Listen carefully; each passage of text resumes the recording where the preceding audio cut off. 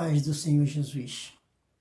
Eu venho meditar com você agora, neste momento, no Salmo 66. Nós vamos ler a partir do verso 16. Salmo 66, verso 16 em diante. Diz assim: Vindes e ouvis, todos os que temei a Deus, e eu os contarei o que ele tem feito à minha alma. A ele clamei com a minha boca, e ele foi exaltado pela minha língua. Se eu atender à iniquidade no meu coração, o Senhor não me ouvirá.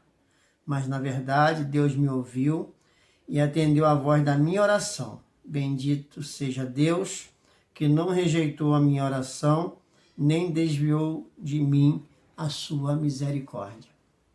Nós estamos lendo aqui o Salmo, que o salmista expressa a sua fé na justiça de Deus, a sua confiança no poder de Deus.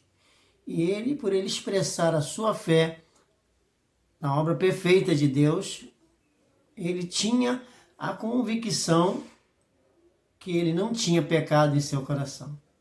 Porque aqui neste salmo, através da sua expressão, ele está dizendo que se ele atendesse a iniquidade no coração, se ele alimentasse esse sentimento que teria pecado no seu coração, Deus não ouviria o seu clamor.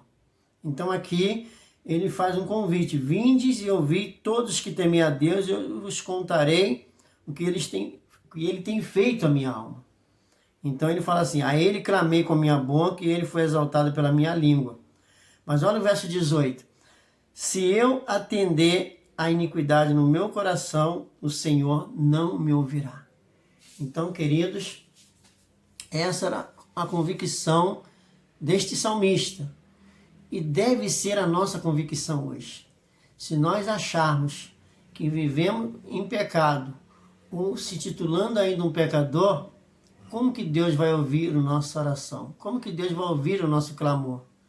A Bíblia diz lá em Tiago que a oração de um justo, ela tem muitos seus efeitos.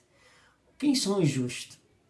Os justos são aqueles que crê no batismo de Jesus e a sua morte ali na cruz. Porque foi justamente no ato do seu batismo que Jesus tirou o pecado do mundo, foi conduzido para o deserto, e ao voltar do deserto, Jesus dizia aos pecadores: perdoado já estão os seus pecados. É isso que nós temos que entender. Mas Jesus teria que morrer, porque a Bíblia fala que o salário do pecado é a morte. Já que Jesus tirou o pecado, ele teria que pagar. Então Jesus foi para a cruz e derramou o seu sangue, para que este sangue ele não viesse apenas encobrir como era feito o sangue dos animais. Mas a Bíblia fala que o sangue de Jesus Cristo, ele purificou a nossa consciência das obras mortas, para que a gente possa servir ao Deus vivo. E para concluir essa breve mensagem da Palavra de Deus para a sua reflexão, eu quero que você agora medite em 1 Pedro. Para complementar, no capítulo 4, diz o seguinte: ora, pois já que Cristo padeceu por nós na carne, armai-vos também com este pensamento, que aquele que padeceu na carne, ele já cessou do pecado. Então ele cessou você, se você estiver ligado com Cristo, ligado na videira que é Cristo. E ele disse: para que no tempo que vos resta na carne, não vivais mais segundo as concupiscências dos homens, mas segundo a vontade de Deus. Então Deus quer que você hoje viva para fazer a vontade dele. E qual é a vontade de Deus? A vontade de Deus, a Bíblia não registra que a vontade de Deus é crer naquele que ele enviou. E quem que ele enviou?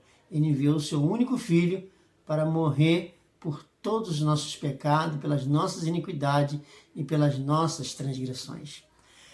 No Evangelho de Mateus, no capítulo 1, no verso 21, o anjo disse a José: José, não tente largar Maria, sua esposa, por causa desta gravidez, porque essa criança que está no seu ventre lhe chamará Jesus.